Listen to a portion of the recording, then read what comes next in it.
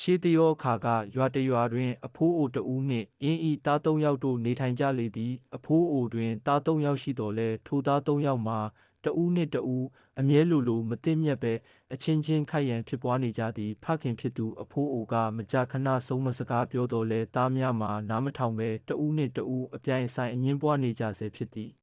တနေ့တွင်အဖိုးအိုသည်သားများ၏အကျင့်စရိုက်ကိုပြုပြင်ပေးရန်နှင့်ညီညွတ်ခြင်း၏တန်ဖိုးကိုသိစေရန်ဉာဏ်ဆင်၍ပညာပေးရန်စဉ်းစားလိုက်သည်ထို့နောက်သား၃ယောက်လုံးကိုခေါ်ယူ၍သူ၏ရှေ့မှောက်သို့လာစေပြီးလျှင်သားတို့ငါအတွက်ထင်းချောက်တုတ်တစ်စီးကိုကျိုးနှင့်တင်းနေအောင်စီးပြီးယူလာပေးကြဟုမိန့်ကြားလိုက်သည်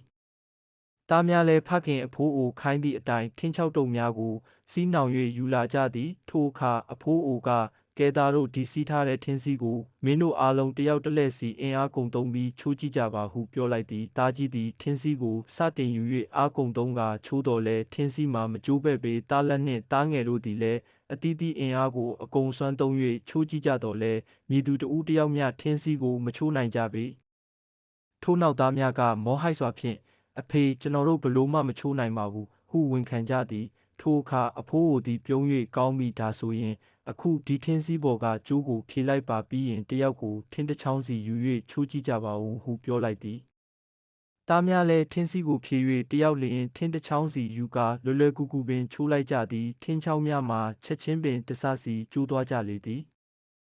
ထိုအခါအဖိုးအိုကသားများအားသားတို့မြင်ကြပြီလားဒီထင်းချောင်းတွေဟာစီးထားတုံးကဘလောက်ခိုင်မာသလဲသားတို့အင်အားနဲ့တောင်မချိုးနိုင်ခဲ့ကြဘူးဒါပေမဲ့တစ်ချောင်းချင်းစီကွဲသွားတော့မင်းတို့ရဲ့လက်တစ်ဖက်စာအင်အားလောက်နဲ့တင်အလွယ်တကူချုပ်ဖြတ်ပစ်နိုင်ခဲ့တယ်ဒီနည်းတူပဲသားတို့အားလုံးညီညွတ်စွာလက်တွဲနေကြတဲ့၍ဘသူကမှသားတို့ကိုထိခိုက်အောင်မလုပ်နိုင်ဘူးဒါပေမဲ့သားတို့ရန်ဖြစ်ပြီးကွဲပြားနေကြမယ်ဆိုရင်တော့ဒီတစ်ချောင်းချင်းစီကျိုးသွားတဲ့ထင်းချောင်းတွေလိုအလွယ်တကူကျိုးပဲ့ပျက်စီးသွားလိမ့်မယ်ဒါကြောင့်ဖခင်ရဲ့ဆုံးမစကားကိုမှတ်သားပြီးနောက်ဘယ်တော့မှမသိမြတ်ပဲရန်မဖြစ်ကြပါနဲ့ဟုအနက်အဓိပ္ပာယ်ရှိသောသင်ခန်းစာကိုပေးလိုက်သည်သား၃ယောက်သည်ဖခင်၏ဉာဏ်ပညာရှိသောနီလန်းဖြင့်ပေးလိုက်သည့်သင်ခန်းစာကိုရလိုက်သောအခါအမားကိုသိနာလဲ၍နောင်တရကြသည်ထိုနေ့မှစ၍သား၃ယောက်တို့သည်အချင်းချင်းညီညွတ်စွာချစ်ခင်ပူးပေါင်းလှုပ်ဆောင်နေထိုင်သွားကြပြီးပျော်ရွှင်ချမ်းမြေ့သောဘဝကိုပိုင်ဆိုင်သွားကြလေသည်